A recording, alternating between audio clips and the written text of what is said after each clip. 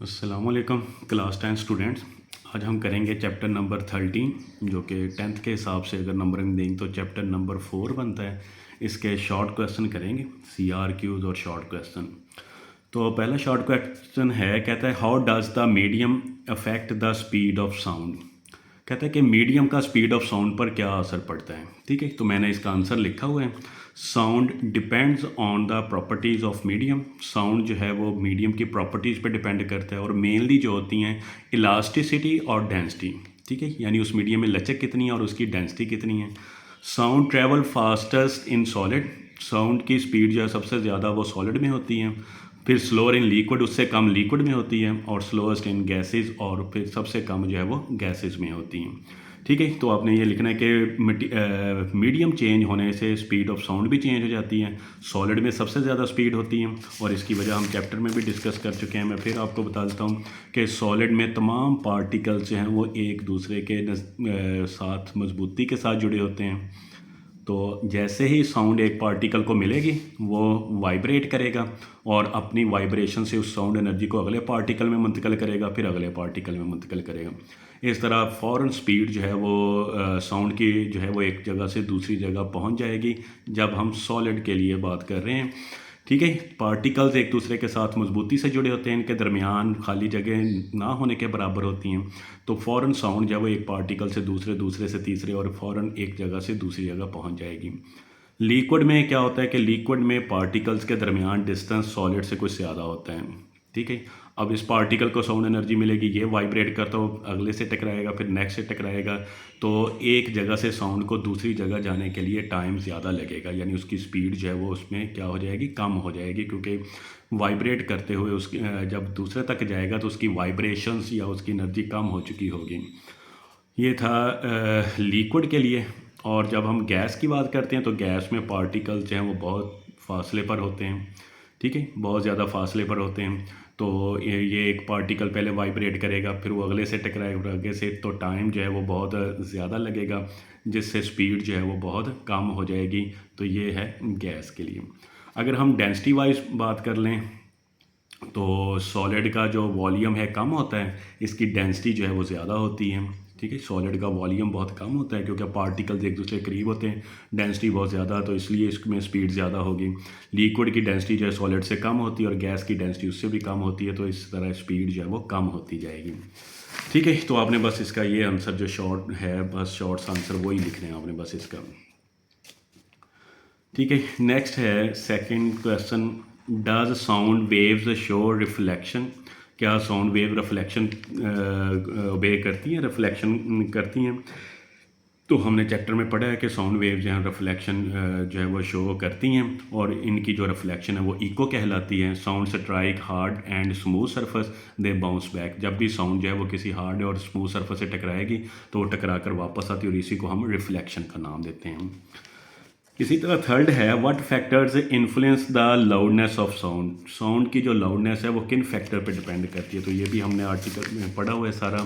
ठीक है, तो इसमें हमने पढ़ा था कि वो एम्पलीट्यूड पे डिपेंड करती हैं, एम्पलीट्यूड ऑफ वाइब्रेटिंग बॉडी। फिर दूसरा क्या था, किस पे डिपेंड करेंगी, एरिया ऑफ वाइब्रेटिंग बॉडी। और तीसरी चीज़ जिसके वो डायरेक्टली प्रोपोर्शनल होता है, डिस्टेंस फ्रॉम वाइब्रेटिंग बॉडी। तो इन तीन फैक्टर्स पर साउंड की लाउडनेस जो है वो डिपेंड करती है। Loudness varies directly with amplitude and area. जो लाउडनेस होती है वो एम्पलीट्यूड और एरिया के डायरेक्टली प्रोपोर्शनल होती हैं, and it varies inversely with distance of vibrating body. और ये वाइब्रेटिंग बॉडी से जो डिस्टेंस होता है उसके क्या होती है, इनवर्सली प्रोपोर्शनल होती हैं। Why do we hear echo when we clap near a building. तो इको के बारे में हमने पढ़ा था। ठीक है, कि अगर एक बिल्डिंग है उसके करीब आप जाके क्लैप करते हैं तो वहाँ से साउंड वेव्स निकलती हैं, उस जो दीवार है उसके साथ टकराएंगी, बिल्डिंग के साथ टकराएंगी, टकरा कर वापस आती हैं। तो ये जो प्रोसीजर होता है इसको रिफ्लेक्शन का नाम देते हैं, और इसी रिफ्लेक्शन को हम क्या नाम देते हैं, इको। वही आवाज़ जो हम कुछ देर बाद दोबारा सुनाई देगी हमें, तो वो क्या कहलाएगी, इको कहलाएगी। तो इको की वजह से जो है वो हम दोबारा आवाज़ सुनते हैं, या रिफ्लेक्शन की वजह से हम दोबारा आवाज़ सुनते हैं। We hear an echo because when sound of collapse strike the building, it bounce back due to reflection। तो वो रिफ्लेक्शन की वजह से टकरा कर वापस आती हैं। और फिर है व्हाट इज़ अल्ट्रासाउंड, अल्ट्रासाउंड क्या होता है, how is it used in medicine. तो इसके लिए आपने आर्टिकल देखना है। अल्ट्रासाउंड की डेफिनेशन, ऐसी साउंड्स जिनकी फ्रीक्वेंसी जो है वो ग्रेटर दैन होती है 20,000 हर्ट्ज से। ठीक है, ऐसी आवाज़ें जिनकी फ्रीक्वेंसी 20,000 हर्ट्ज से ज़्यादा होती है उनको अल्ट्रासाउंड का नाम देते हैं। और इसके हमने आर्टिकल में यूजेस पढ़े हैं, मेडिसिन में यूज़ पढ़ा है, सोनार एक टेक्निक पढ़ी है। तो अब आर्टिकल से जाकर देख सकते हैं, वहाँ से इसको तैयार कर लेंगे। ठीक है, अब ये थे शॉर्ट क्वेश्चन। अब चलते हैं CRQs की तरफ। जी, CRQs हैं, कहता है कि why does a tuning fork placed on a wooden table produce a louder sound than when held in the air.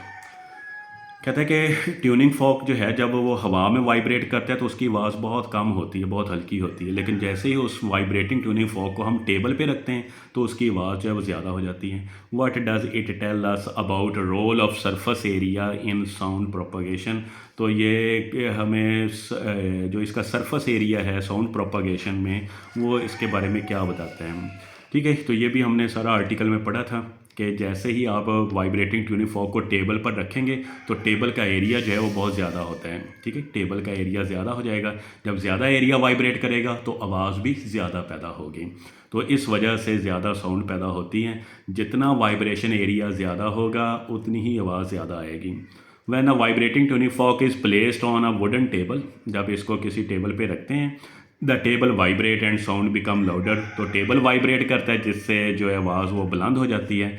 This shows that large surface area produces louder sound. This shows that large surface area of vibrating body, ये भी आपने ना जब note करना है तो साथ में लिख लेना है, large surface area of vibrating body produce louder sound, तो ये ज़्यादा ऊंची आवाज़ जो है वो पैदा करेगा।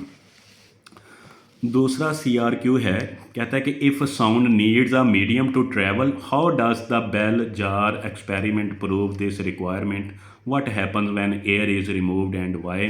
तो ये आपने पूरी एक्टिविटी देखनी है। हमने टॉपिक पढ़ा था प्रोपगेशन ऑफ साउंड, वहाँ पर बेल जार एक्सपेरिमेंट किया हुआ है।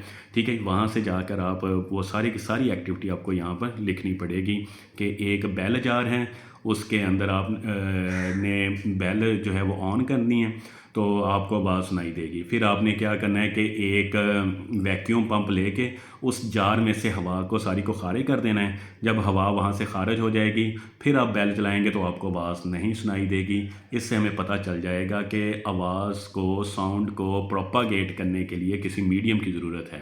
जब आप मीडियम ख़त्म कर देंगे तो साउंड भी प्रोपागेट नहीं हो सकेगी। तो आपने ये वहाँ से सारी एक्टिविटी जो है वो नोट कर लेनी है प्रोपागेशन ऑफ साउंड वाले आर्टिकल में। नेक्स्ट है जी third, a person hears his echo when shouting near a tall building. एक आदमी जब एक बिल्डिंग के सामने चिल्लाता है तो उसको अपनी आवाज़ सुनाई देती है। Why must the building at be least 17 metre away for the echo to be heard clearly. तो उसका 17 मीटर फासला होना जो है वो क्यों ज़रूरी है। तो ये चीज़ हमने इको वाले टॉपिक में भी की थी कि हमारे कान पर जो, हमारे दिमाग पर जो आवाज़ का एहसास है वो 1 सेकंड के 10वें हिस्से तक होता है। ठीक है, 1/10 सेकंड तक हमारे आवाज़ जो है वो महसूस की जा सकती है अपने दिमाग पर। The sensation of sound on human brain remain about 0.1 second. ठीक है, 0.1 का मतलब है 1 सेकंड का 10वां हिस्सा। एंड स्पीड ऑफ साउंड, और हम जो अज्यूम करते हैं speed of sound in air वो 340 मीटर पर सेकंड लेते हैं। तो अगर ये टाइम है, ये डिस्टेंस है, तो फार्मूला हम इस्तेमाल करेंगे कि S इज़ इक्वल टू किसके इक्वल होता है, VT के। तो हम यहाँ से डिस्टेंस निकाल सकते हैं कि कितना डिस्टेंस आएगा। तो जब हम इसको सॉल्व करते हैं तो ये डिस्टेंस जो है वो कितना आ जाएगा, 34 मीटर। ठीक है, V जो है वो 340 है, टाइम जो है वो 1 सेकंड का 10वां हिस्सा है। तो जब इसको क्रॉस करेंगे तो ये कितना आ जाएगा, 34 मीटर आ जाएंगे। सो जो रिफ्लेक्टिंग होती है, reflection surface must be at 17 metre away. तो रिफ्लेक्शन सरफेस जो है वो कम अज़ कम जो है वो कितनी होनी चाहिए, 17 मीटर जो है वो फासले पर होनी चाहिए। टोटल डिस्टेंस जो 34 मीटर है। ठीक है, और वो टोटल डिस्टेंस क्या होगा, वो टोटल डिस्टेंस है कि साउंड का जाना और टकरा कर वापस आना, वो 34 है। तो एक साइड का जो है वो 17 मीटर हो जाएगा। Why do voices of men sound deeper than those of women or children even when they are speaking at the same intensity? कहता है कि आदमी हैं, बच्चे हैं और औरतें हैं, वो एक ही इंटेंसिटी से बोल रहे हैं तो जो मर्द की आवाज़ है वो ज़्यादा भारी क्यों होती है औरतों की निस्बत या बच्चों की निस्बत, एक्सप्लेन यूजिंग द रिलेशनशिप। तो ये भी हमने पढ़ा था पिच वाले आर्टिकल में कि pitch varies directly with frequency of sound. Pitch और फ्रीक्वेंसी जो हैं वो एक दूसरे के डायरेक्टली प्रोपोर्शनल होते हैं। Ladies and children have a shrill sound. Ladies और चिल्ड्रन जो हैं, औरतों और बच्चों की आवाज़ जो है वो बारीक होती है, जिसका मतलब है उसकी फ्रीक्वेंसी ज़्यादा है, और अगर फ्रीक्वेंसी ज़्यादा है तो उसकी पिच भी क्या होगी, ज़्यादा होगी। Men's voice sound deeper because they have lower frequency. आदमियों की आवाज़ भारी होती है, उसकी फ्रीक्वेंसी कम है, और अगर उसकी फ्रीक्वेंसी कम है तो उसकी पिच भी क्या होगी, कम होगी। नेक्स्ट है जी, in what ways do soft material like carpets or curtain improve the acoustic of a room, how do they. हाँ जी, ये जो सॉफ्ट मटेरियल होता है कमरे में, कारपेट्स वगैरह और जो कर्टन वगैरह होते हैं या सोफ़ा वगैरह रखे हैं, बेड है, ये सारा जो है ये पोरस मटेरियल है, नरम मटेरियल होता है, तो ये साउंड को ऑब्जर्व करता है। और जब साउंड को ऑब्जर्व करेगा तो उसको साउंड की जो रिफ्लेक्शन की सलाहियत होती है वो कम हो जाती है, यानी वो इसकी जो एक्विस्टिक है उसको बेहतर कर देता है। Soft materials like carpets and curtains observe sound waves, वो साउंड वेव्स को ऑब्जर्व करते हैं इंस्टेड ऑफ रिफ्लेक्टिंग, रिफ्लेक्ट करने के बजाय उसको ऑब्जर्व कर लेते हैं, जज़ब कर लेते हैं। दिस रिड्यूसेस इको, जिससे इको कम हो जाती है, and improving acoustic of the room, और इससे जो कमरे की आवाज़ है वो बेहतर हो जाती है। ठीक है, तो आपने बस इतना ही इसका शॉर्ट लिखना है। नेक्स्ट है जी, इसका लास्ट ईयर की है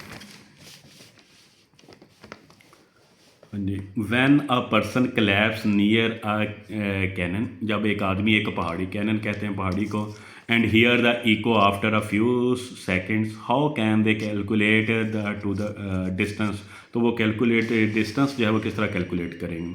तो डिस्टेंस कैलकुलेट के लिए हमने ये formula S is equal to V T, distance between person and cannon will be 1/2। हाँ जी, तो आपने क्या करना है कि स्पीड ऑफ साउंड वो पुट करनी है और टाइम जितना लगा वो पुट करना है। ठीक है, तो ये टोटल टाइम होगा, ये भी आपने जहन में रखना है कि ये क्या है, टोटल टाइम है, यानी साउंड का जाना और टकरा कर वापस, आपने सिर्फ एक साइड का टाइम लेना है।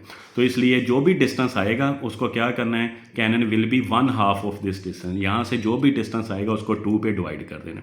इस तरह भी कर सकते हैं, या पहले ही आप टाइम को 2 पे डिवाइड करके फिर इसको सॉल्व कर लें, दोनों तरीक़ों से सॉल्व कर सकते हैं। टोटल डिस्टेंस निकाल के 2 पे डिवाइड कर लें, या जितना टाइम है, मसलन अगर वो कह रहा है कि 6 सेकंड है तो आप उसका 3 सेकंड लेंगे, 3 सेकंड को स्पीड ऑफ साउंड से मल्टीप्लाई कर देंगे तो तब भी उसका डिस्टेंस आ जाएगा। तो इस फार्मूले से हमने डिस्टेंस फाइंड करना होता है। ये थे जी शॉर्ट क्वेश्चन एंड CRQ, ये सारे नोट्स बने हुए हैं, आप यहाँ से नोट कर लें। ठीक है, बिल्कुल इजी करके मैंने लिखे हुए हैं, और पॉइंट टू पॉइंट लिखे हैं ताकि आपको ज़्यादा याद ना करना पड़े, और हर चीज़ जो है वो इसमें क्लियर की हुई है। Thank you ji.